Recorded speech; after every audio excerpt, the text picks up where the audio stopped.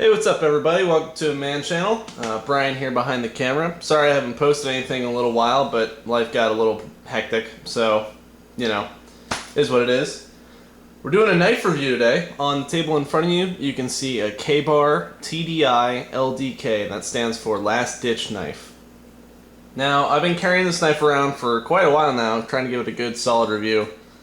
But before I get started on what I think of it, I'm going to tell you guys a little bit about the knife, and then we'll go from there. Okay, so obviously you guys know who K-Bar is. If you're watching this video, I'm willing to bet I don't have to tell you who they are. But you might be wondering about the TDI and LDK part. Now, TDI is the Tactical Defense Institute, and the knife in front of you is actually designed by a man named John Benner, who is the chief instructor of the Tactical Defense Institute, and he's also the president. And he had first-hand experience with hand-to-hand combat and designed this and the other TDI knives in the line based off of his experiences. They're made so that you can kind of hold them in the same grip you'd hold a pistol in. That's why they have that weird funky shape. And I'll just leave that there. And anyway, all the knives in the line are kind of like that. So there you go, a little bit about him. Now moving on to about the knife. As you can see, it is a very small, very light blade. This with the sheath is only 0.15 pounds, which is just ridiculous. And you don't even feel it, honestly, when you're carrying it. You forget you have it on. It's a fixed blade, obviously.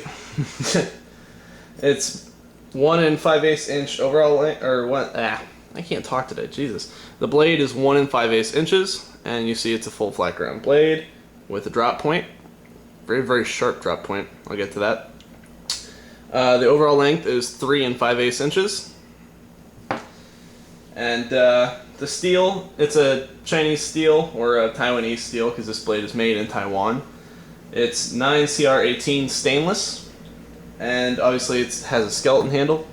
Now this knife is tested to a Rockwell strength of 58 to 59, and that's pretty much all I can say about it. It's not a very thick blade. You can see there's my fingers, which are not, well, they're sort of big. I have big hands. Okay, now on to what I think about this blade. Oop, help if I put it in frame, huh?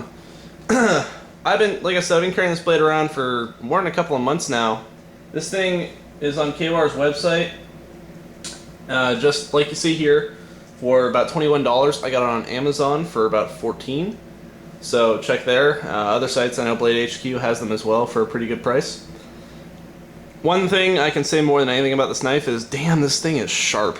I mean, really, I stabbed straight through cans with this thing. I mean, on multiple occasions, and see, there's almost no like serious damage to the blade. It's just maybe a little scrape up there at the top. See if I can. That's the most damage I did to the blade, stabbing through tin cans. I'll show you guys the little. Did you get that little logo? That's so cool. That's the TDI logo, just so you know.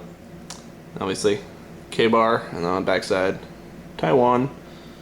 I've been using this in its purpose as a neck knife.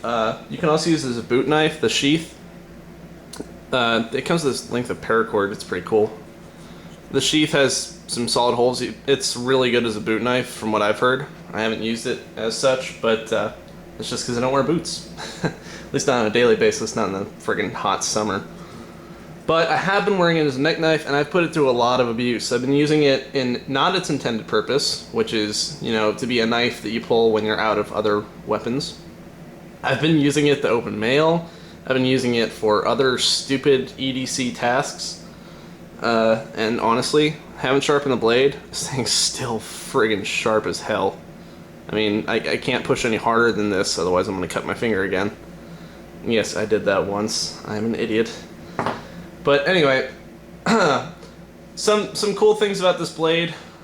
I think that it would be a perfect blade for going where blades are frowned upon, because no one's going to know you have it. I'm not saying illegal, don't take it anywhere illegal, but where blades are frowned upon. And honestly, if you pull this out, you're in pretty desperate straits anyways, if you're going to use it in its intended purpose. Oh yeah, one more thing. Just stabbed myself there. That sucked. It has some seriously good jimping on it. I mean, just really good, and it fits really good in the crook of your hand. Actually, it has jimping on the bottom there too. And the two ways that I recommend you hold this knife are either in kind of this grip right here, so you can just punch, or you can hold it in an under grip and punch with it. See there? That kind of really sucked to get stabbed with. It's not meant for like cutting or slashing someone, it's meant for stabbing. That's why it's really, really sharp. I mean, that's the point of the blade. If you want to make it look a little cooler, you could, I suppose, wrap paracord around the handle, because it does have that cool skeletonized look. But honestly, you're going to weight the blade, and you don't want to add that much weight to it. The sheath retention, it locks in, and it's not going to come out. It's just a plastic sheath, it's not Kydex or anything, but it's really solid. It actually also has a drain hole in it, in case you get any water in there. And one thing I have noticed though, if you put it in the sheath wrong, it sticks. You can't, you have to put it in right there.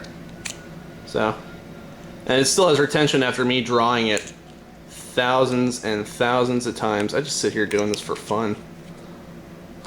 This thing's awesome to play with. Anyway, that'll do it, I guess, for my review. K-Bar LDK, or K-Bar TDI LDK Last Ditch Knife.